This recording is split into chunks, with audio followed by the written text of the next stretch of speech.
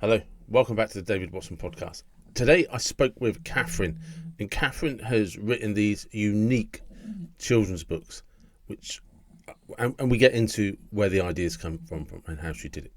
I hope you enjoy the episode. Hello, welcome to the David Watson podcast, all the way from New Mexico. How are you doing? I am doing great, David. How are you doing? I'm very well, thank you. I'm very well. One of the things I wanted to ask you, because can I ask you to explain what it is you've written and why those books?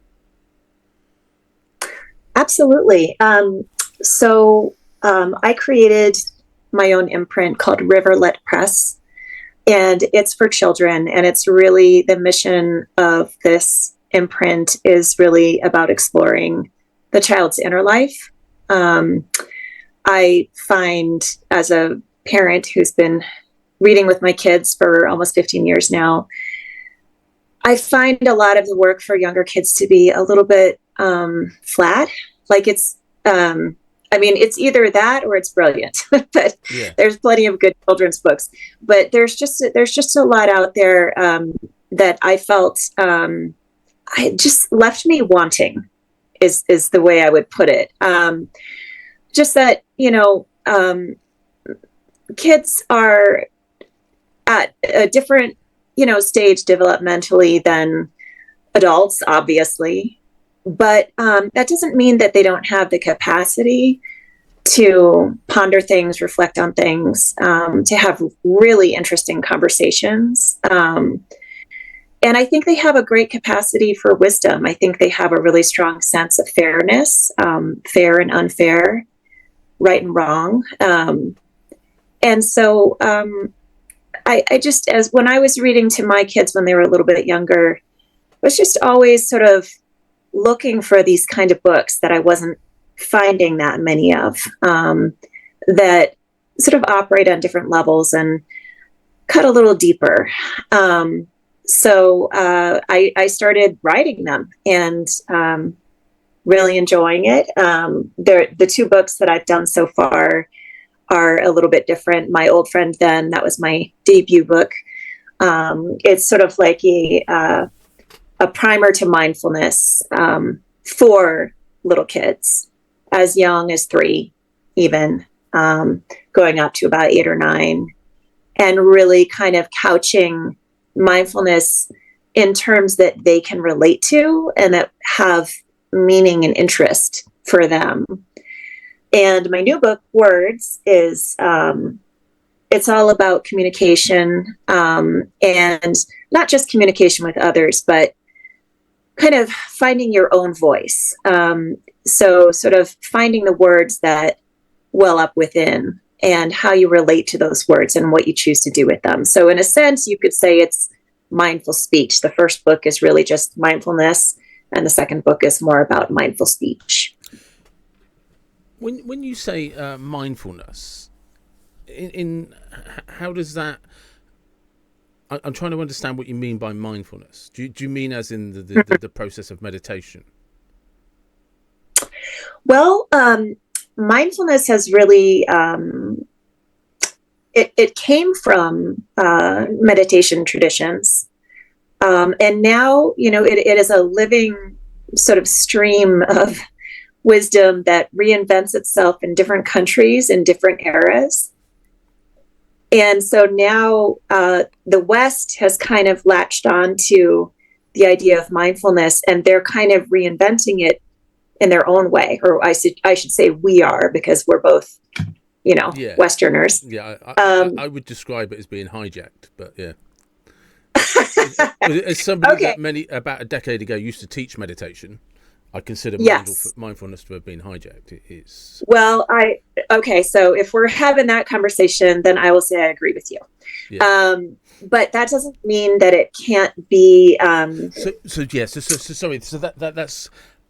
I'm trying to understand what you mean when you say you wrote a book for potentially a 3-year-old to understand mindfulness. Yes. So it's about kind of showcasing to a child what they can do with their attention. Mm-hmm. how driving their attention towards then. The book is called My Old Friend Then. Then being either then in the past or then in the future. If you drive your attention towards then, you get a little caught up in a landscape, a thorny landscape that, you know, it might be wonderful. It might be a landscape of fantasy and, oh, if only, you know, what could be in that sort of world. It might be wonderful. Mm. But it's not real. I mean, it could be, maybe someday, but it's not real. So it's kind of using the metaphor of friendship, because that's what kids really understand is friendship, you know, and, you know, they care. What they understand and what they care about is like their family and their friends. Their family, they have no choice in the matter. Their friends, they can choose. So, you know, kind of taking the metaphor of friendship and showing like, well, here's my old friend then, who has always been with me, like as long as I can remember. This friend has been with me. This friend knows my whole past. And this friend knows everything that I dream of and hope or fear about the future. And in some ways that's limiting. So at a certain point in the book, the child makes a new friend named Now, and, you know, discovers sort of a different way of relating to themselves, others, and just how they relate to their attention, what they can do with their attention, and how, you know, you don't just ditch your old friend then, you know, you still have a relationship with your old friend then, and hopefully include your old friend then. But you understand that then is then and now is now.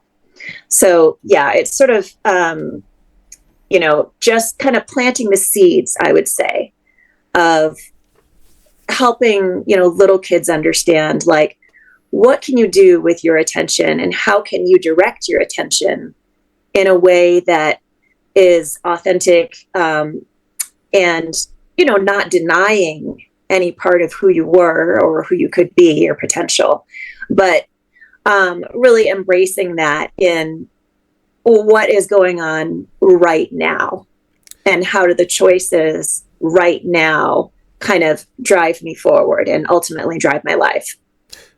So I just want to be careful and clarify something, because I don't have children, right? Okay. So I have to be, for want of a better term, I have to be mindful about how I think about these subjects, because I don't have experience of children other than my niece and nephew. My nephew is fairly severely autistic, in terms of he'll always need supported care. So growing up, do you know what I mean? It's just a thing. And my niece, now 14, my experience of my niece when it comes to that is, she's 14 now, so that's pretty terrible.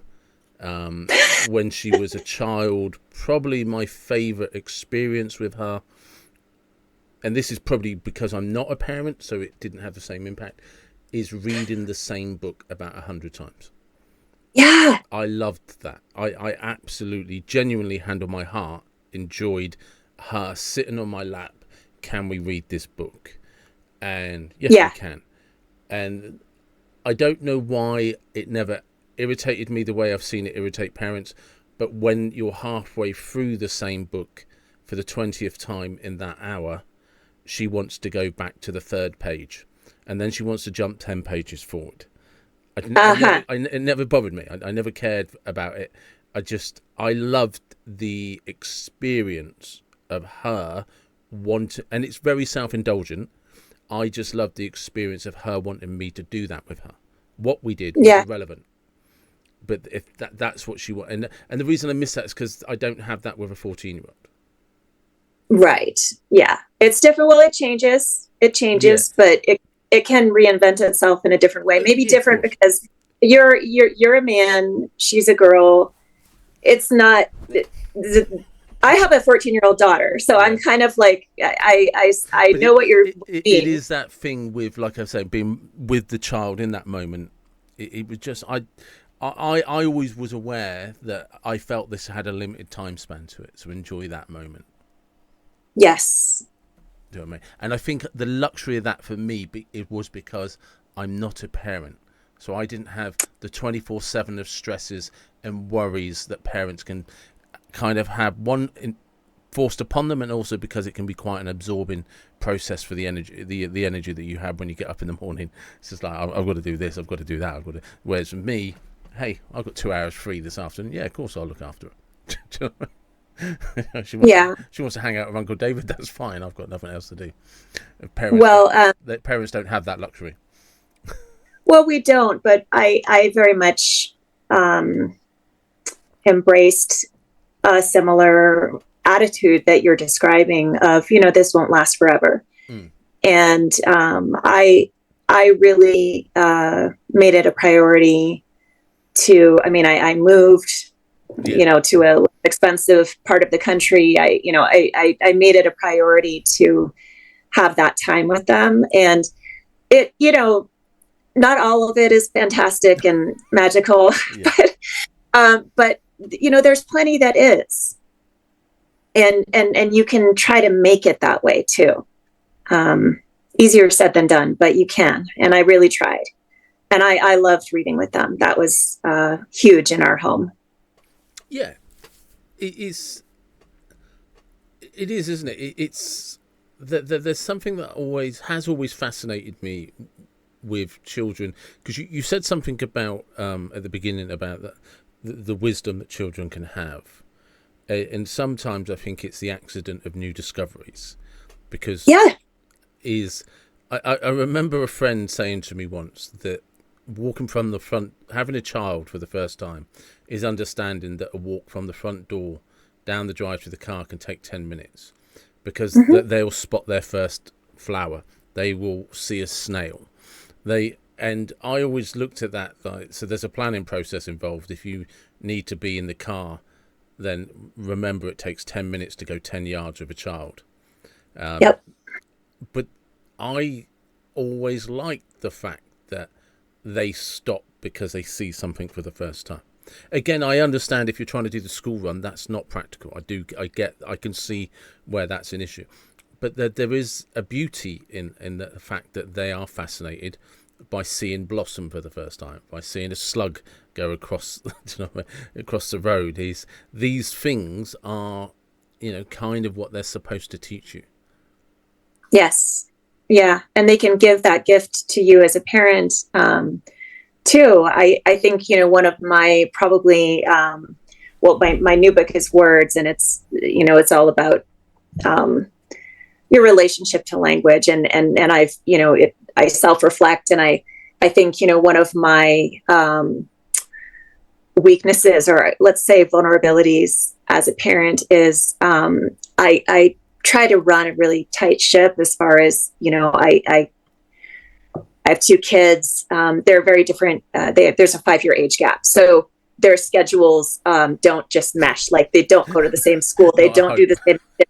So the whole, the driving thing is real. So, I got to keep people going where they're going and all of that stuff. And I think, my probably my biggest vulnerability in terms of communicating with my kids is I could be more patient. I could be, you got to wait for the right time to say things. You can ruin, a really good message or a really important message by saying it at the wrong time. And, I tend to be of that mindset of like, okay, I got to get you here. I got to get you there, because I know that I do. But, that's one of the gifts of having someone there who's like, no, wait, because you can't just be like, no, like sometimes if it's just something they want to share with me, I'm like, okay, my ears are broken. They work when we're in the car, and then I will listen to you.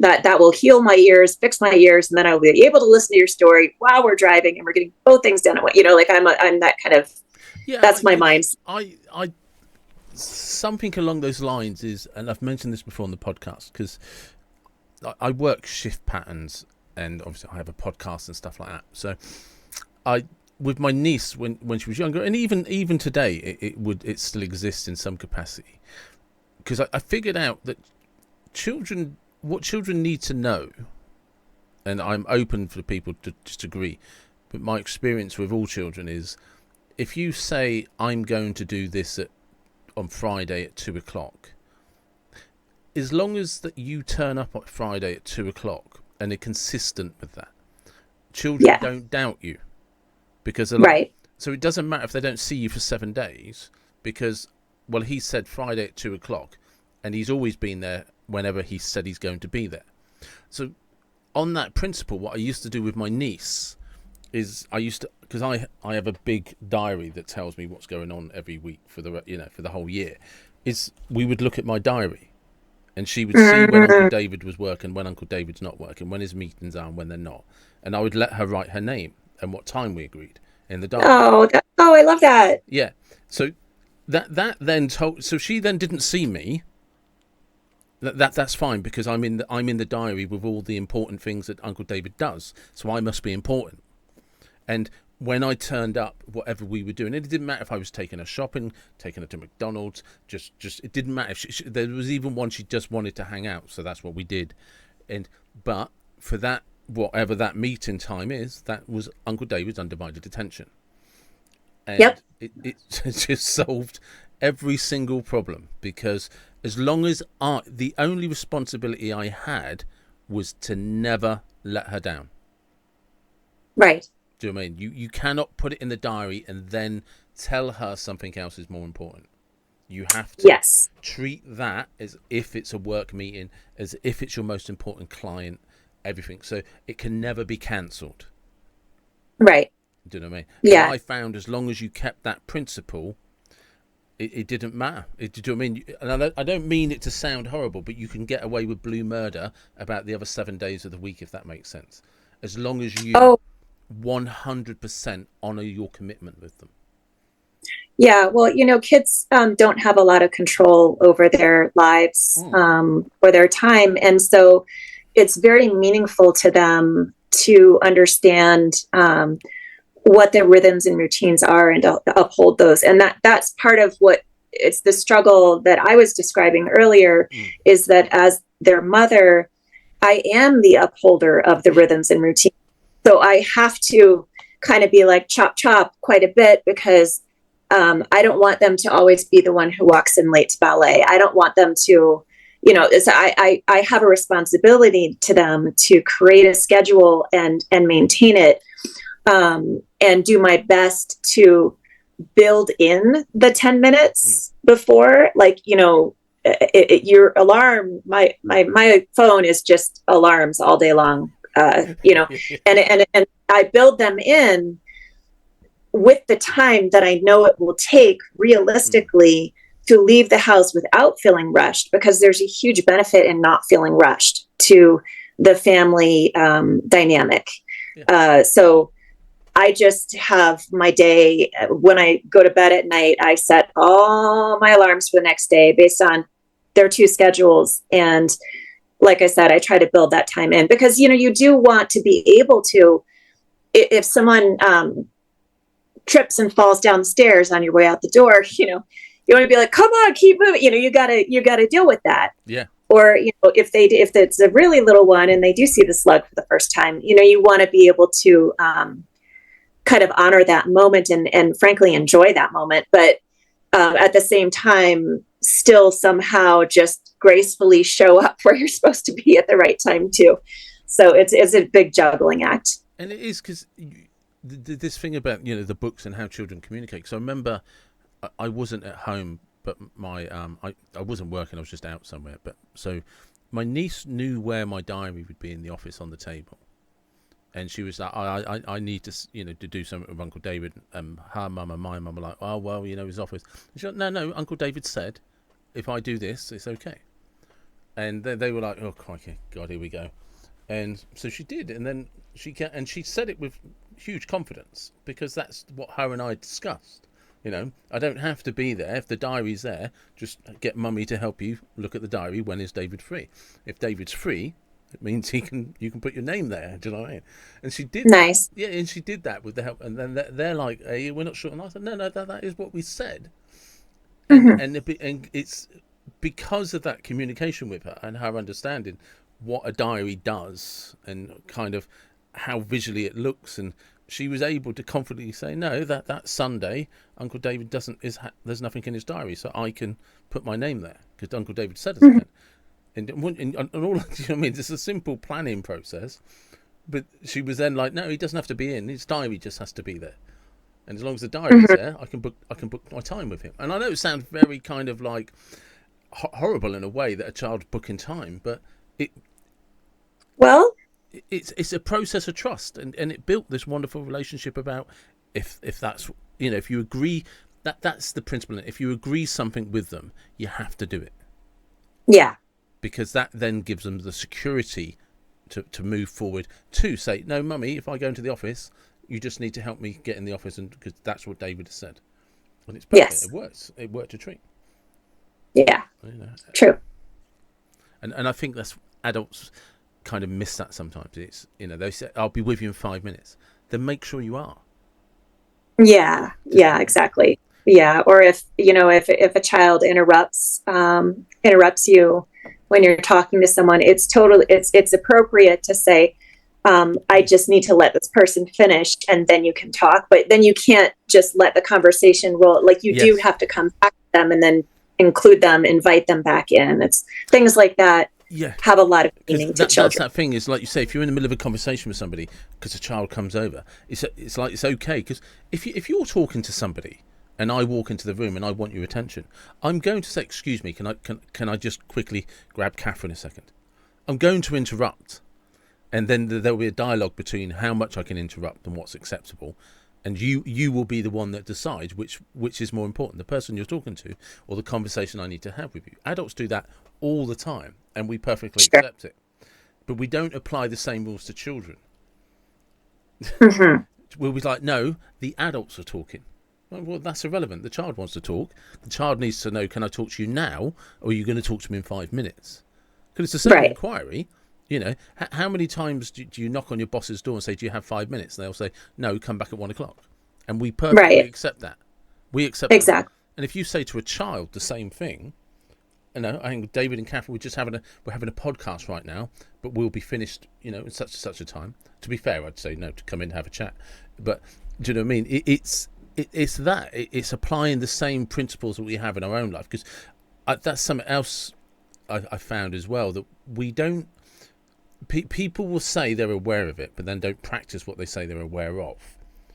And that being that, like they say, if you say to a child, don't interrupt, and then interrupt children see the discrepancies of what adults say and what they do. And if you ask any adult, they'll all agree with you, but then they'll practice the very thing that they say they shouldn't do. Well, it's all about modeling. You know, there's this two-pronged kind of process that needs to happen when you have children.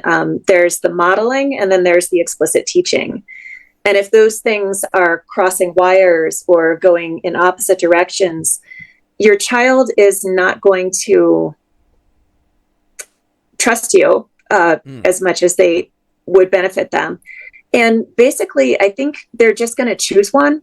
They're just going to choose one way. They're going to say, well, it's more effective when I do this, or what do I need to do to get attention? What do I need to resort to get attention? What is effective for me? So, it's really important to practice what you preach, but it takes a lot of self-awareness and, you know, diligence. And one of the great gifts, I think, of parenting is it gives you an opportunity to kind of reparent yourself. So, you know, you look at reparent yourself. Well, yeah. Well, you if you aren't aware, if you aren't thinking and reflecting all the time, and again, it's easier said than done because you're also very busy and stressed as a parent, right? But if you aren't reflecting, you will default. You will do what was done to you, or you will say things, something might fly out of your mouth that was said to you that you really don't agree with. Yeah. So, but if you come at it, with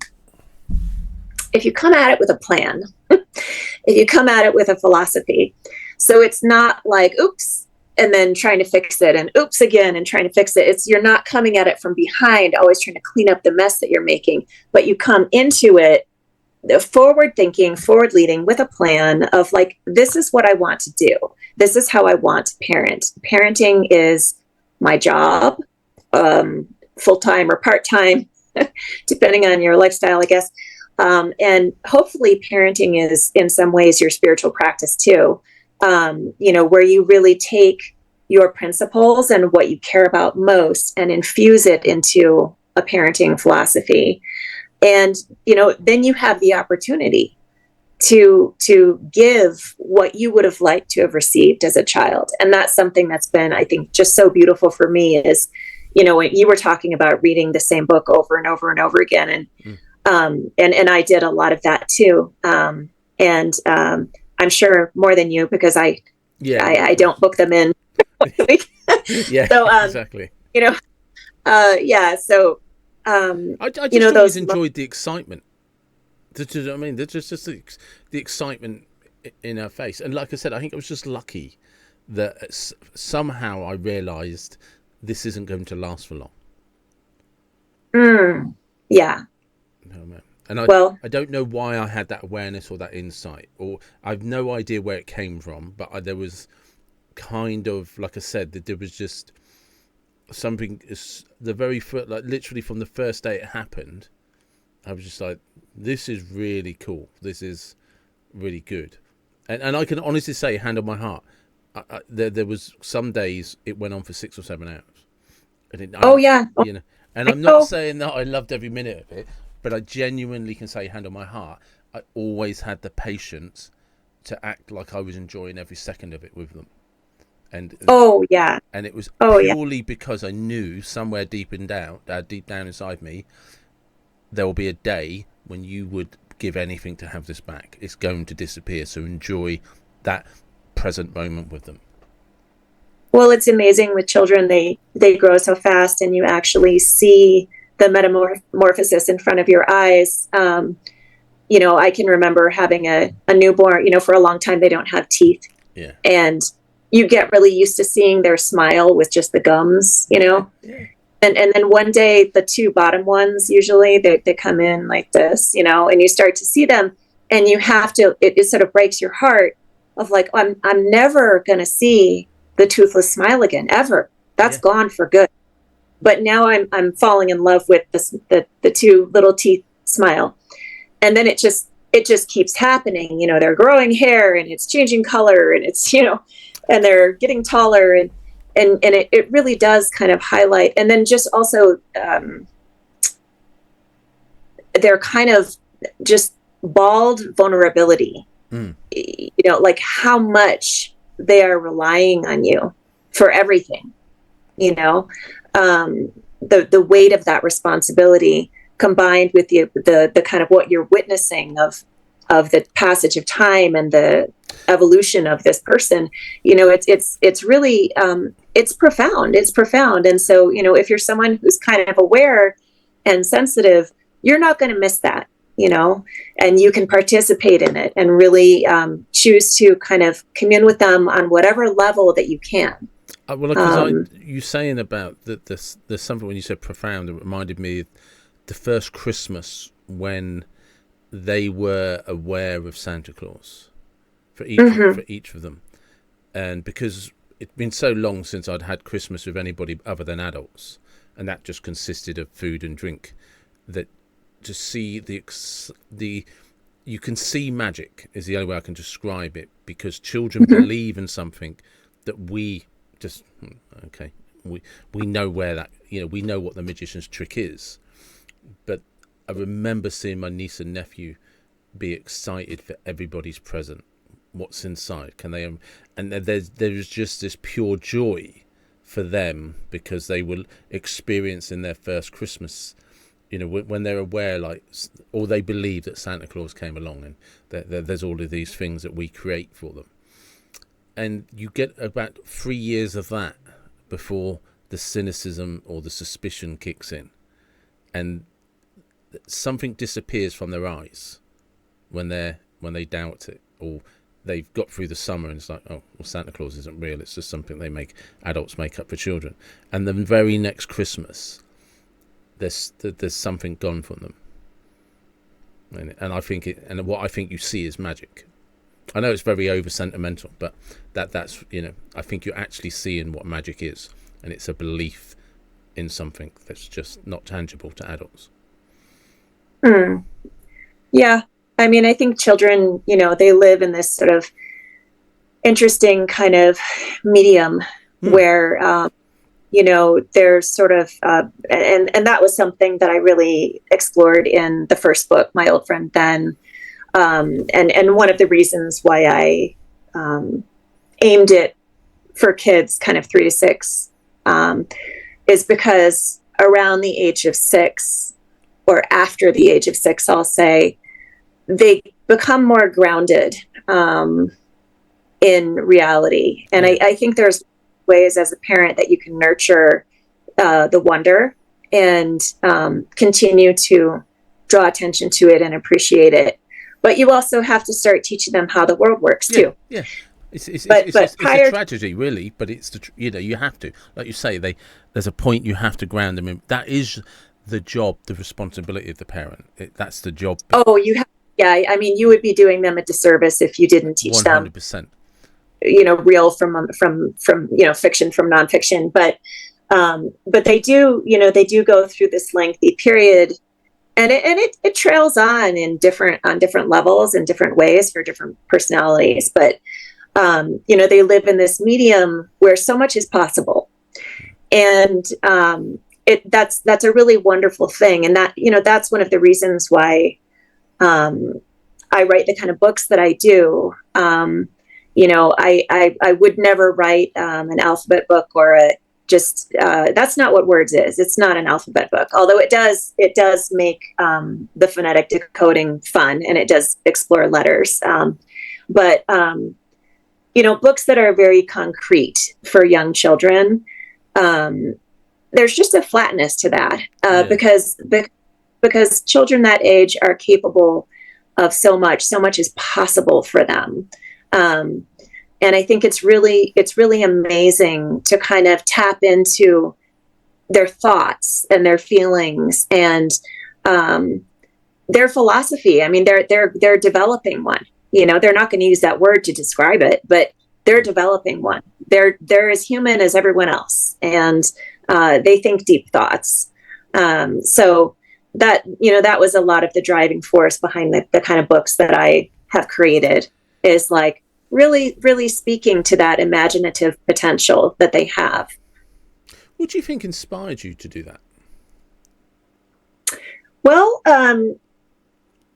a combination of things. I mean, I knew that I wanted to write more in this phase of life. I used to be, before I had my family, I was in movement. So I was a dancer, a choreographer. I taught Pilates and yoga. Yoga got me into meditation and mindfulness. And then I had my family and decided to stop working and, move to a less expensive part of the country and really focus on the children. And so parenting sort of became my practice, because I still have all the same tendencies towards reflection and, meditation, thinking things through. And I really found parenting to be such an incredible conduit for those practices. Before I had children, I would go on these long meditation retreats. And then I had children and I was like, oh, this is the retreat that never ends. This is, because I can't go home. Yeah. It's like I'm here and there are endless opportunities to start over. There are endless opportunities to consider my speech, my attention, And I care so much about getting it right, or at least doing the best that I can. So basically, parenting sort of became my practice, and whatever thoughts that I definitely had thoughts before I had my oldest about how quickly I was going to get back to teaching yoga, and how quickly I was going to get pregnant again. And none of that happened. None of that life happened. So I made a different choice, which was to really take on the parenting as my job and my practice. Very painful for me, but gave up teaching yoga. And then there was a 5-year age gap between my kids, not a 2-year age gap, which I was sort of gunning for. And now I'm grateful for that 5-year age gap, because I had 5 whole years of just so much attention to lavish on the first, and then 5 whole years of so much attention to lavish on the second, and they weren't competing with each other, which was a beautiful thing. So when I finally, when they finally got to the point where, the youngest was going into pre-K, and I was like, wow, I can work. I mean, I can do a different kind of work part-time. So maybe I can start writing now. Maybe this is going to work. So I was so excited. And that was 2020. So then the pandemic hit and the schools closed, and she wasn't in pre-K anymore. Then they were home full time. Anyways, long story short, the combination of feeling passionate about writing, having this extended period of time where I spent way more time with children than adults. I mean, really all of my time, not just my own kids, other people's kids too, in so many different settings, and really learning their language, and learning kind of how they think, or how to take something, they ask you a question and you're like, and then you have to take that complicated thought, if you want to do it justice, and translate it into, some sort of metaphor that is meaningful to them. And it has to be in words that are accessible to them. I learned how to communicate with kids, but the whole time I was thinking about, I guess, deeper things and weightier things. And so it just all came together in the pandemic, when it was like, I'm literally dying to write. Yeah. I will die if I don't write now, but I have no time. And this is my language right now. And so I wrote my first children's book on my phone in the middle of the night while I was nursing my daughter. And woke up in the morning like, that was the best thing ever. I'm going to keep doing that, because they are going to wake me. I'm going to be awake.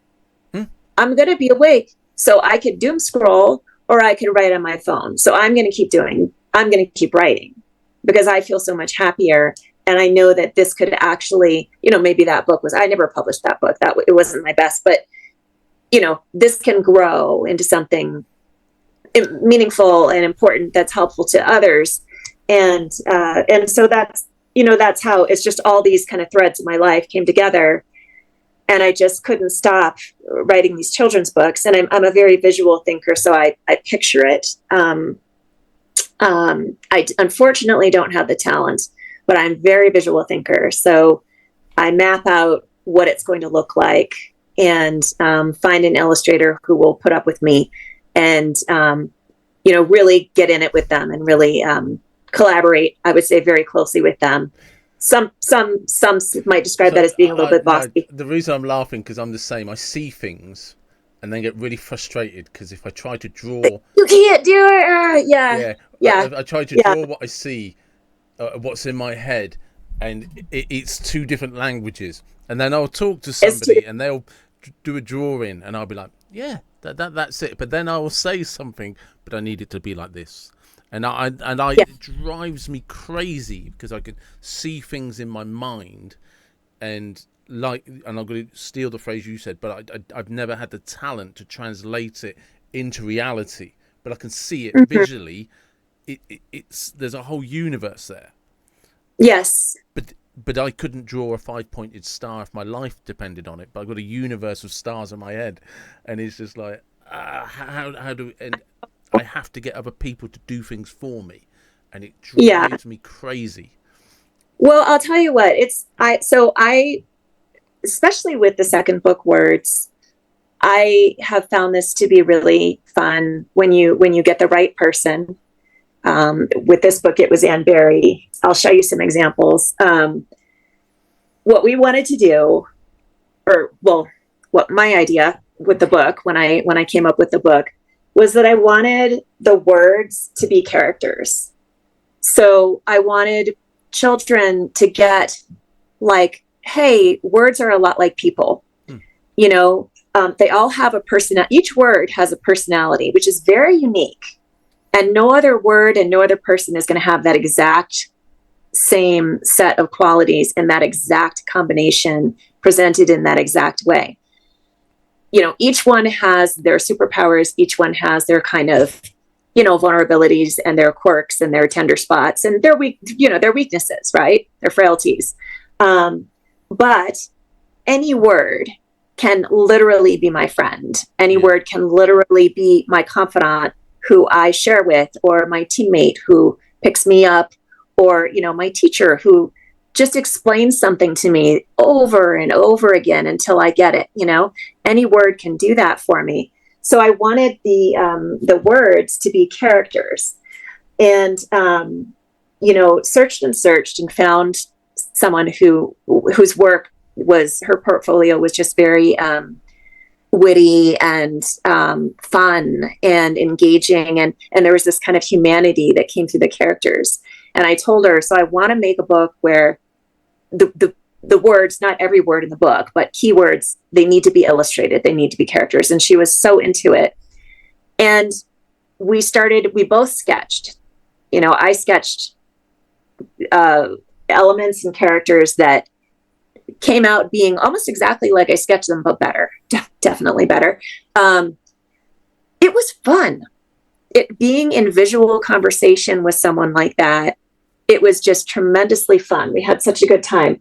And even though, you know, I didn't, you know, she has the talent and she has the portfolio and she has the computer and the skills and knows how to put it together, there were a lot of things that came out the way I drew them. Like, I don't know, is this audio only for your It's video listeners? And audio. So some people will listen to it on audio. Some people will watch it on YouTube. Okay, so not everyone is going to see. But like, I don't know if I can do this. The bluebird. The bluebird. It says bird, and it is a bird. I sketched that, and she made it beautiful. But you know, it looks just like sketch. You know, and if you go through the book, there's just a whole lot of ones that were like that. So I kind of got to exercise, you know, those. But it's really nice, isn't it, when you work with somebody who's interpreting exactly what you mean? Well, it takes a lot of discussion and going back and forth. You know, the thing I do that's really irritating, I think, is that I draw. They send me a drawing and I draw on top of it, which is really, you know, like a little bit cringy. But I do it because I know, you know, I know what I want to see. But it's nice, though, isn't it? Because you start off with a sense of dread, and then something down the line, down the process, something comes back, and you're like, yes, that's what I'm looking for. And then there's, for me, when that happens, there's a little moment of peace where I can kind of file that in. That's okay now. I can let it go. It's good. Mm-hmm. And then I move on to the next kind of chaos that I need to have resolved. Yeah. No, I know exactly what you mean. That's very much what this was. But, you know, really, it was fun that Anne Berry said that I think more like an illustrator than any author she's ever worked with. Yeah. And for her, it was fun because I think for her normally, well, I shouldn't speak for her because then I don't know who she's worked with and I don't want to, but you know, what I'm imagining, what I'm imagining, say I'm a very talented illustrator and I'm working with an author who just doesn't think visually. They're going to have a hard time describing what they want to me. And so I'm going to have a hard time delivering it. And then if they're not happy and I'm going to want to know why, like what about this needs to change, that's going to be difficult to kind of pull that information out of them. And in my case, it was like, I would describe as vividly as I could what I was picturing in my mind. And she would say, oh, I see. I think I see it. I think I see, and then she would draw something and I would be like, oh, that's close, but this, that, and the other, and we would just have fun getting into it together. So, well, that's one of the dilemmas for authors, isn't it? Because they're taught that when you write, you want to write with the minimal amount of words possible, so that the reader puts the pictures together in their own mind. So so you might say, rather than describe an old wall, you would just say it's an old wall, and they will picture what an old wall means to them. And you might give it a description of a Cotswold wall or a red brick wall or something like that. But you'd start off with a phrase like an old house, and then you allow the reader to fill in the blanks and create the picture for themselves. But if you're a visual thinker, that's very hard for you to do. Whereas authors often aren't visual thinkers; that they think in a minimalistic way. Because I've struggled with that myself. Well, it's a whole different thing creating a picture book. Cool. Yeah, of course. Because, there's a balance of, how many words do you need? How much is communicated through the imagery, and how much is communicated through the words, and what is the marriage of those two? That's actually an interesting point. Because if you're writing, sorry, I genuinely didn't mean to cut you off, but it's just actually hold up a second, because in a picture book, it's got to be a whole different reference, surely. It's very different. I'll give you an example in this one. Any page could be an example, but there's this one spread where I'm talking about how it can be tricky to put words together in exactly the right way. Okay. And so I have this one spread where it says some words are the best of friends, like tick and talk, zig and zag, cupcakes and sprinkles. And we've created these characters, tick and talk on the seesaw, zig and zag on the skateboards, cupcakes and sprinkles we have in this kind of confetti here. Some fun words like party, fun, hooray. Then the next spread, other words never seem to agree, like push and pull, here and there. And for the here and there, we created these two heres, and they're tossing a T-shaped ball back and forth. So instead of like, this one is like, I'm here, you're there. And this one's like, no, I'm here, you're there. And they're like, no, I'm here, you're there. And it's like... that genuinely is visually very clever. It's fun. It's just fun, right? You want to have the fun, and then push and pull here. I thought she was so smart. She used the U's to make the two.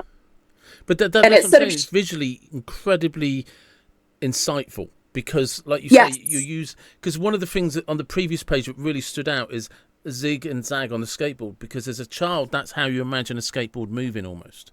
Exactly. And so it's sort of like, but then you have the text, and it's like when a child is reading through the book, they do spend time looking at the pictures. They always do. Yeah, of course. Yeah. But you there's sort of a process of how you want everything to wash over them. You can't just like hit them in the face with everything at once. You kind of want there to be this like actual living, animate experience of hearing the words and taking in the imagery. It's like the here and there, and the T in the there is about to drop in to complete the word. Yes. Do you know what I mean? Exactly. That's what I'm saying. Visually, it's very clever. Because you see how it fits. The pictures make it fit.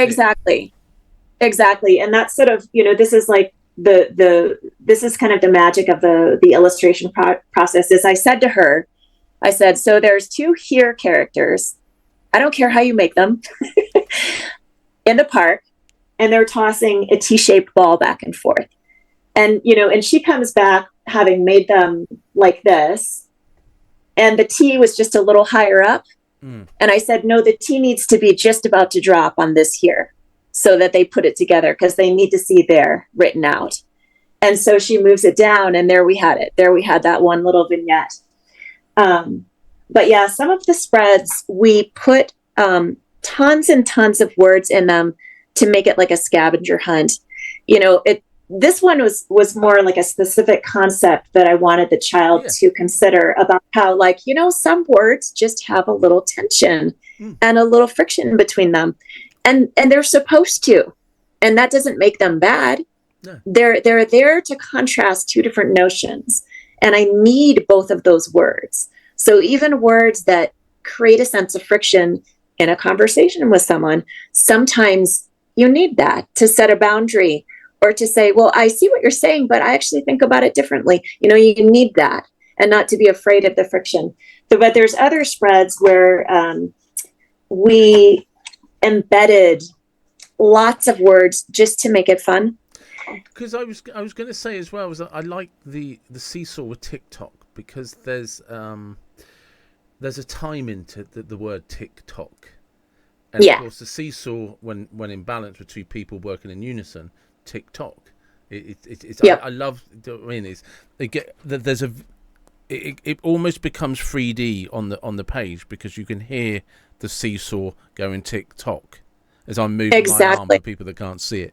Honestly, it's really clever. That's genuinely. It's something that I really wanted this book to feel interactive. And to almost sort of present an alternative to a screen. It's a book that you can kind of get inside and play inside the book. Yeah. If you see what I'm saying. No, and so it needs. Like I said, I think because like you and I discussed about being visual thinkers, I can see TikTok on a seesaw.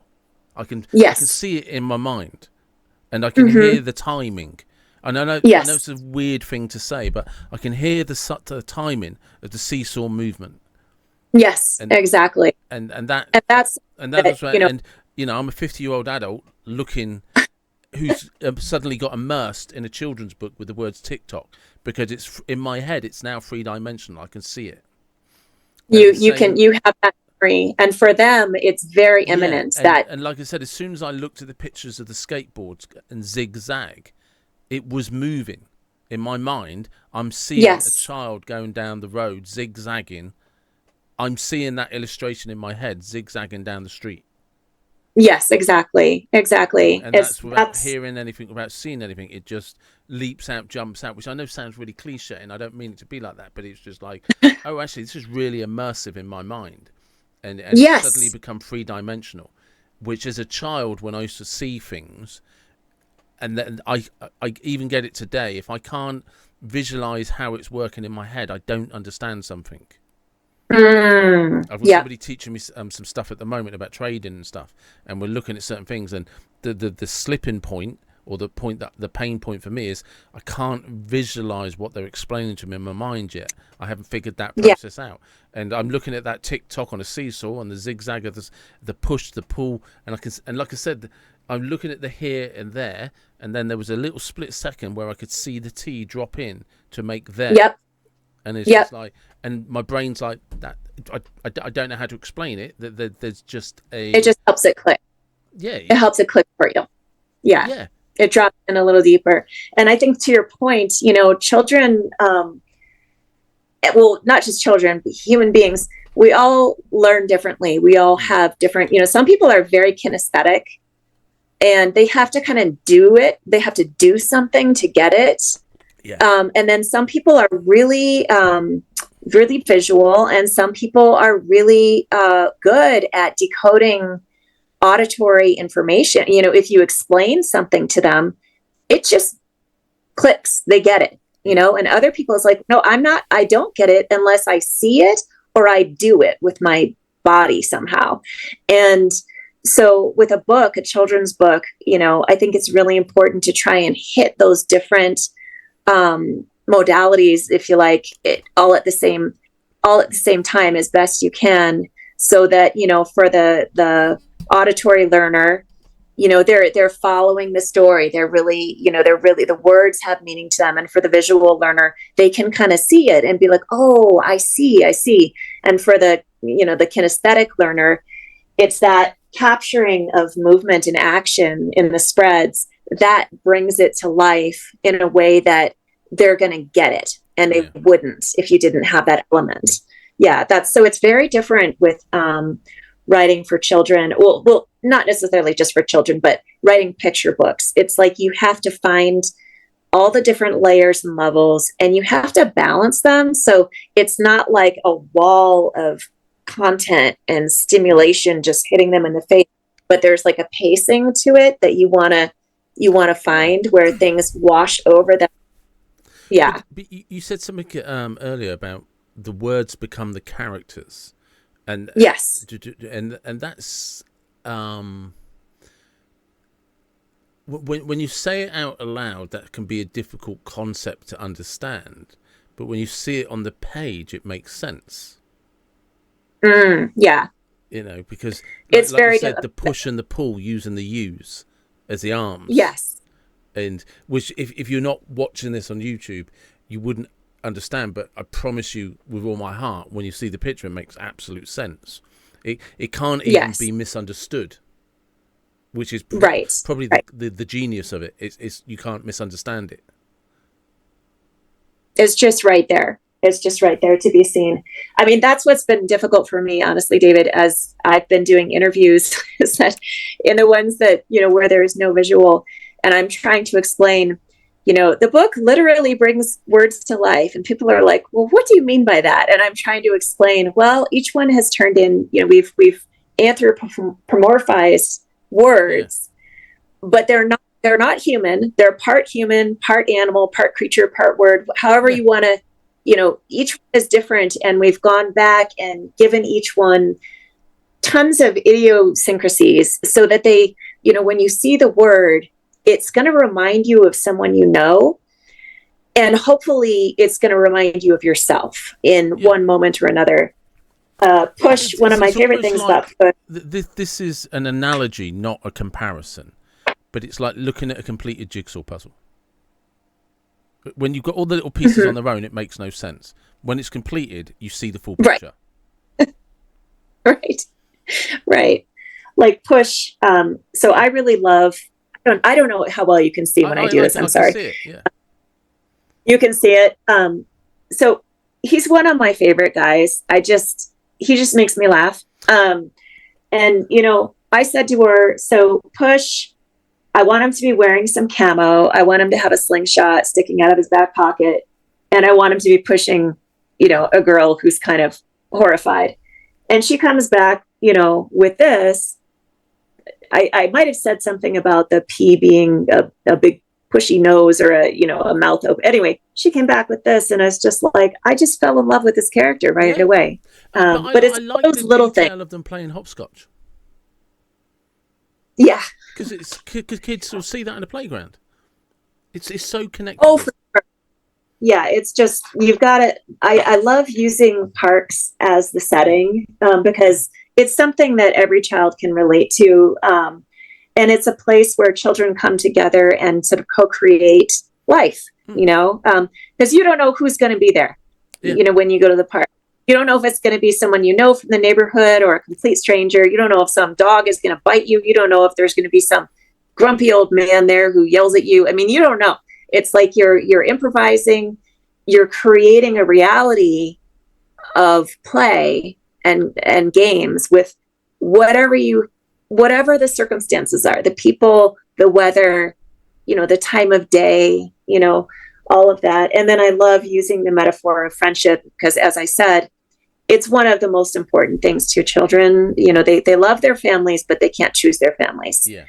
They love their friends and they can choose their friends. So it gives children a sense of agency and kind of cues them into their values. Like, well, what's important to me? Is it important to me to have one or two really tight friends, or is it important to me to kind of have a posse?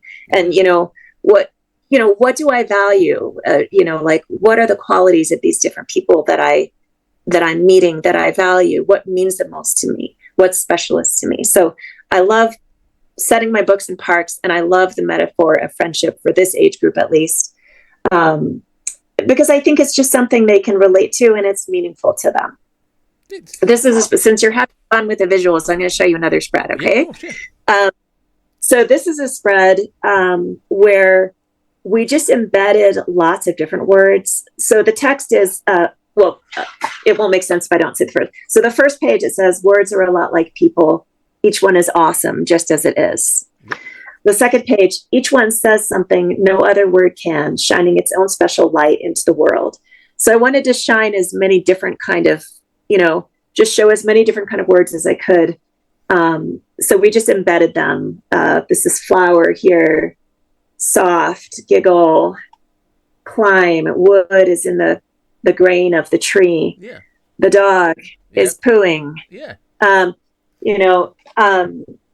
I missed some actually, but that one's more like the scavenger hunt of just kind of draw. The first page of what you just showed me, the word is spelled out in the shadow against the background. Yes. Yeah, so when we the first time we tried to make a word character, and Anne drew me 5 different ones, and they were all so charming, but this was the most legible, but it wasn't legible enough. Like if this was the first page, yes, you wouldn't get it. But it reminds me of the finger puppets you do with light, the silhouettes. Yes.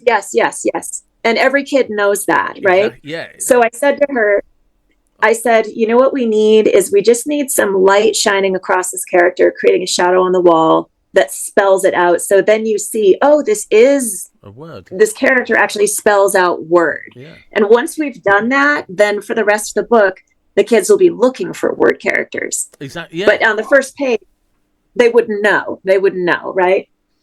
So there was one word when she first proposed a few sketches to me. There was one little word guy who with the mohawk or something. He never made it into the book, and I'm so sad that he didn't, because he was just absolutely brilliant. But it's like you say, though, it encourages the children to scan the page and look for the depth, and with that comes this kind of subconscious translation for looking for depth in meanings. Yes, absolutely, and it's also just it's one of the kind of one of the points of the book, although not the top priority of the book maybe, is to make the phonetic decoding fun, because I think for a lot of children, that's the headache of learning to read is, I have to get all these rules, and, and the English language is full of just the strangest rules, as far as spelling goes. I mean, there's a lot of unexpected twists and turns in learning to spell and read and write English. And what I wanted it to be was more like exciting and fun, like, okay, I see this character and I know that that's going to be a word because it looks different than the human characters, but I don't know what word it is. So what does it spell? And when I go into schools, and I say, like, do you see any words on this page, just to see their faces as they start to spot them. And it's really cute because the littler kids who maybe can't figure out some of the decoding, they just point to it, and they couldn't tell me what the word spells, but they're like, that's a word, and they're really proud of it. But it's interesting because that's almost relates to how English become a language. So I don't know if people realise that how we speak English today is not traditional English. It's an evolution, and the reason that the words are so difficult and have so many different meanings is because the original English people, the monarchies that controlled Europe and Great Britain were typically Prussian, German, French. So, like, I think it was King John was actually French. So he's famous because of Robin Hood and all of that. Or was that King Richard? But I think he only ever visited Great Britain twice in his history. He was always at war, and he was French. He never. So you had the aristocracy that spoke the European languages, and then you had the English, the Scottish, and the Welsh that spoke versions of Celt, a kind of Norman, a kind of Saxon.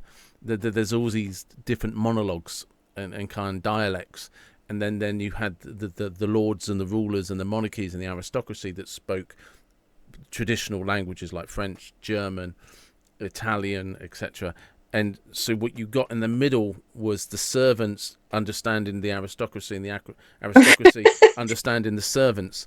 Right. And that's a really oversimplistic way of describing it. But the two had to join up and start to understand each other. And that's kind of where English was formed. And if you only went back about 300 years, you probably wouldn't understand English, and they wouldn't understand you. It's a really new language. It's not an old language at all, the way that you and I speak now. You'd go back 150 years in England to certain areas, and the dialect might be a little complicated to understand. It evolved incredibly quickly. It's a mishmash of lots of languages. Well, it's amazing. I think, one of the joys of language and writing and reading is the way that words reinvent themselves. Yeah. But in every description. Why the English language has words that mean so many things. When in French they have one word, in German they have one word for it. It's because we're a combination of all these languages, and then things that there's so there's certain things, if I remember correctly, like the word chicken. If I say we're going to have chicken tonight, the reason that there's only one word for eating chicken is because rich people never ate chickens. Effectively, the aristocracy never ate chicken. It was a working class, a poor person's food. So they never had a word for it other than, well, it's just a chicken. So whereas lamb is lamb, it could be sheep, it could be mutton, pig, pork, ham, bacon. There's all these different things for it. It's because both of them ate it, so they all had their own words for it. But if only one of them ate it, there's only one word for it. Right. It was a class system. Well, I think... Well, aside from just definitions that you look up in a dictionary, I mean, you could look up any word in a dictionary and say, like, well, that's the definition of that word. And yet in a piece of writing, in a living example where you use that word, its meaning takes on different, it takes on different dimensions in the context, in the genre, the usage. Who you're talking to. Illustrations is the context of which they're used. Mm-hmm. And that's part of what I wanted to impart to kids is that there are no really like good or bad words. Every word is invented in the moment that it's used, reinvented, and you can take a lot of ownership of your language and your intention and how you marry those things together by thinking about that as you're speaking, by putting care into the way that you read or hear someone else, active listening, really savoring books, that just words continuously unfold and have so much to teach us. And I think it's incredibly delightful and mind-boggling. But just, that's the journey of life, is just this lifelong relationship you have with words and language, I think is so enriching. I just would never want it any other way than to be as perplexed as I am when I'm writing, or as satisfied as I am when I'm reading, and so I'm trying to kind of give that gift to little kids. They're just learning to read. And so what better time to kind of impart that message to them of like, hey, this is not flat. This is not one dimensional. This is not adult speaks and I listen. That is not like that. This is there's a whole universe here in language. Words are an expression in the moment, aren't they? And and like I said, the illustrations in the book, they're expressing their meaning in a visual sense. Yes, it's honestly, it's really, I'm not trying to blow smoke up your ass, but it's really is actually quite impressive. It is clever. It's very clever. Well, thank you. Thank you. Like genuinely, when you were showing me the picture, I was like, I am really blown away, impressed with that, because it just how rapidly I understood it in a completely different way. And like I said, just as a visual thinker, my eyes are looking, but my brain is like, I know what that means. Yes. Yeah. Everything is connecting, and Just it's an oversimplistic way, but I don't know how else to describe it. Just that makes sense to me. Mm-hmm. Well, that makes me very happy. Right. So, and that's probably a good place to finish up as well. But where can people find you? Yes. So the best place to look for me, because everything is there, is my website. So riverletpress.com. Yeah. So it's riverlet, L-E-T, press.com. My books are there. Links for where to buy are all there. My social links are there. And I have a events page that shows where I'm going to pop up in podcasts or in person or radio. And I have a resources tab for caregivers with just some pragmatic suggestions. Well, there's some really useful links to different organizations, American Academy of Pediatrics, for example, some helpful info that they have about raising kids today, social emotional development. And then I have my own content, which is all sort of downloadable PDFs you can grab with classroom activities you can do, built around the book and kind of exploring language and the different layers of language. And also suggestions for just parents and caregivers, grandparents, uncles like yourself, about how to kind of help children tap into their intentions and communicate in a way that's kind and effective, which to me means the same thing. But a lot of people think that kindness will make you less effective. To me, those things go together. There's resources. You can have boundaries and still be kind. Well, that's the point, is that people misidentify, I think, kindness with weakness or, being overly accommodating. Yeah, when actually it's, if you have background in meditation, I'm sure you're familiar with kind of the balance between nonviolence and truth and how you put those things together. And because nonviolence doesn't mean you should let somebody beat you up. It just means you shouldn't instigate it. Well, it's probably, I would say, more complex than that, but there's so much. It's an oversimplification, but it doesn't mean you should be allowed to let people walk all over you and be a people pleaser. It's okay, of course, if you feel uncomfortable, people pleasing, to say no. Yes, absolutely. But that's not for me. But and there's a kind way to say. Yeah, there's a kind way to say no. Yeah. Can you just say something? So, I appreciate the consideration, but not at this time. Thank you. Yes, exactly. There's probably infinite numbers of kind ways to say no, one for every person out there.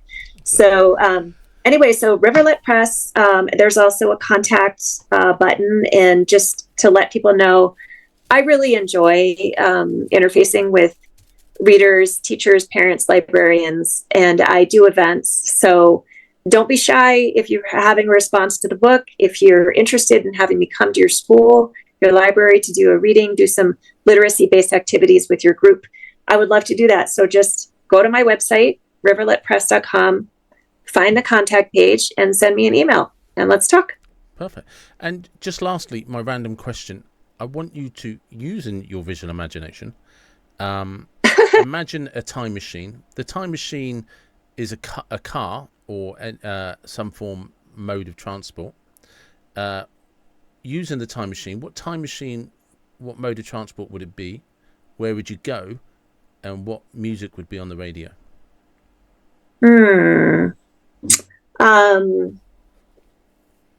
So I'm really passionate about walking. I grew up in a pedestrian urban environment. So I drive now, but if I can bend your question a little bit. Mode of transport? It's anything you want. Okay, good. Okay. So I would like to be walking. I would like to be walking on my feet. I would like to have some AirPods on, although since I'd probably go back in time, it's a Walkman, something like that. AirPods is good. Something like that. So I'm going to say either New York City or London. And I'm going to say maybe the 1990s. And even though the music I'm thinking of at this moment didn't exist at that time, I'm just going to keep bending this the way I want it and say John Legend and the Roots. Very nice. Thank you very much for your time. It's been great. Thank you. And there you go. That was the episode. And please do check out riverletpress.com. That's riverletpress.com. And that's my dog, Molly, that you can hear grunting, who's decided to join me as I record. And I can't really explain, if you're listening to audio, just how interesting these books were and how immersive, but they just made perfect sense in my head, and I really enjoyed looking at them.